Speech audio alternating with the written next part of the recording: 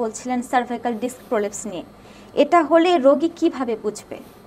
হ্যাঁ, রোগীর জন্য আসলে বোঝাটা কঠিন যে তার ডিস্ক প্রোল্যাপস নাকি তার সার্ভাইকাল স্পন্ডাইলোসিস বা তার সার্ভাইকালের জন্য স্পাইনাল ক্যানাল স্টেনোসিস, এগুলো আসলে সাধারণত একজন মেডিকেল চিকিৎসক যিনি এটাকে নির্ণয় করবে। তবে রোগীর উপসর্গগুলো যখন এই ধরনের থাকবে তখন তুমি দেরি না করে চিকিৎসকের কাছে যেতে হবে। যেমন কী ধরনের উপসর্গ? অনেকের থাকে যে ঘাড় ব্যথা থাকে না, ব্যথাটা তার হাতের দিকে থাকে, পুরো হাত জুড়ে ব্যথা, ঝিনঝিন অবশ অবশ এরকম মনে হয়, হাতটা ভারী হয়ে আসে, হাত দিয়ে কিছু করতে পারে না, আস্তে আস্তে হাতের শক্তি কমে যাওয়া, এই ধরনের উপসর্গ সাধারণত ডিস্ক প্রোল্যাপসে থাকে। কিন্তু কারো কারো ক্ষেত্রে ঘাড়েও ব্যথা থাকতে পারে। অনেক সময় ব্যথাটা রেডিয়েট করে আমাদের বুকের দিকে আসতে পারে এবং বুক বরাবর পিঠের দিকেও যায়।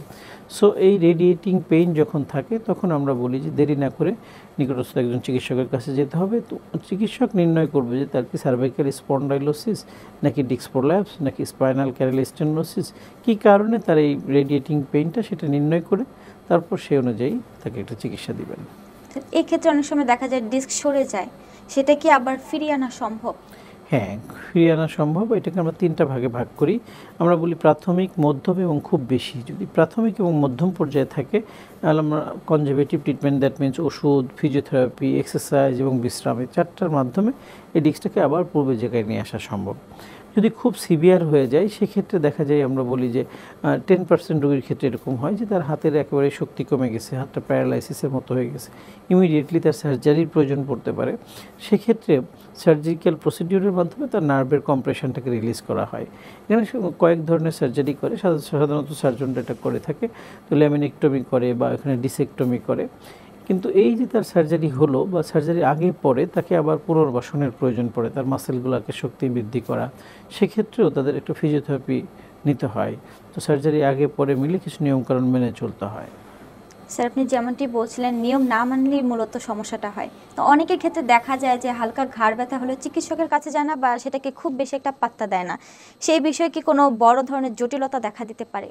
হ্যাঁ, নিশ্চয়ই। কারণ আমরা যে কোনো রোগের ক্ষেত্রেই বলি যে আর্লি স্টেজে যদি ডায়াগনোসিস হয় তাহলে চিকিৎসাটা সহজ হয়। কিন্তু আমরা অনেকে দেখতে পাই যে মনে করো যে শোয়ার বালিশের কারণে আমার ঘাড় ব্যথা, বালিশটাকে আমরা গ্রাম অঞ্চলে দেখি রোদ্রে দেয়, এটাকে মানে গরম করে যে পেইনটা হয়তো চলে যাবে। অ্যাকচুয়ালি যে আমাদের চলাফেরার যে স্টাইল বা আমাদের জীবনযাত্রার যে প্রণালী, সেটা থেকে যদি ব্যতিক্রম হয় তাহলে আস্তে আস্তে পেইনটা শুরু হয়।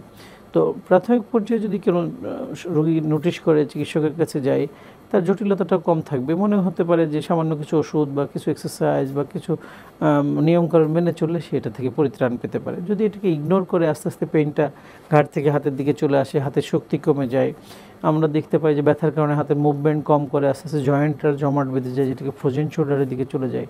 সো এই জটিলতাগুলো যদি চিকিৎসা না নেয় আস্তে আস্তে বাড়তেই থাকে এবং অনেকের মধ্যে ধারণা থাকে যে আমরা এটা থেকে আর মুক্তি পাবো না। সো তখন একটা ডিপ্রেশন চলে আসে দীর্ঘদিন থেকে ভুগতে থাকলে। সো বলবো যে এই ধরনের যে কোনো সমস্যায় দেরি না করে দ্রুত চিকিৎসকের শরণাপন্ন হতে হবে। স্যার, আপনি একটু আগে যেমন বলছিলেন বালিশের কথাটা, এই ঘাড় বালিশ ব্যবহার করাটা, অনেকে সিঙ্গেল বালিশ ইউজ করে বা ডাবল বালিশ ইউজ করে, এটা কি কোনো বড় ধরনের প্রভাব ফেলে এই ঘাড় ব্যথার মধ্যে? হ্যাঁ, নিশ্চয়, খুব গুরুত্বপূর্ণ এটা। আমি একটু দর্শকদের দেখাই যে আমাদের মাথার পিছনের অংশে দেখেন এবং ঘাড়, এই মাঝখানে একটা কিন্তু কার্ভ আছে, একটা সি শেপের কার্ভ। এই কার্ভটা আমাদের নর্মাল জীবনযাত্রার জন্য খুবই গুরুত্বপূর্ণ, যে কারণে আমরা ঘাড়ের মুভমেন্ট করতে পারি, ডানে বামে নিতে পারি।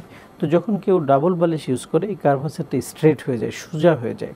আর খুব পাতলা বালিশ ব্যবহার করলেও সেক্ষেত্রে স্ট্রেট হয়ে যায়। আমরা বলি একটা মিডিয়াম সাইজ বা মধ্যম সাইজের বালিশ, যার অর্ধেকটুকু মাথার নিচে, অর্ধেকটুকু ঘাড়ের নিচে, এই ঘাড়ের যে কার্ভটা যেন মেনটেন হয়। এবং সেক্ষেত্রে আমরা মেডিকেল একটা সার্ভাইকাল পিলো নামে একটা পিলো পাওয়া যায়, এটা যদি আমরা অভ্যস্ত হই তাহলে এই কার্ভাচারটা মেনটেন হয়। আশা করি স্যার আমাদের দর্শকরা এবং আমরা খুবই উপকৃত হব আপনার এই সমাধানগুলো নিয়ে। আপনাকে অসংখ্য ধন্যবাদ স্যার। আপনাকেও ধন্যবাদ।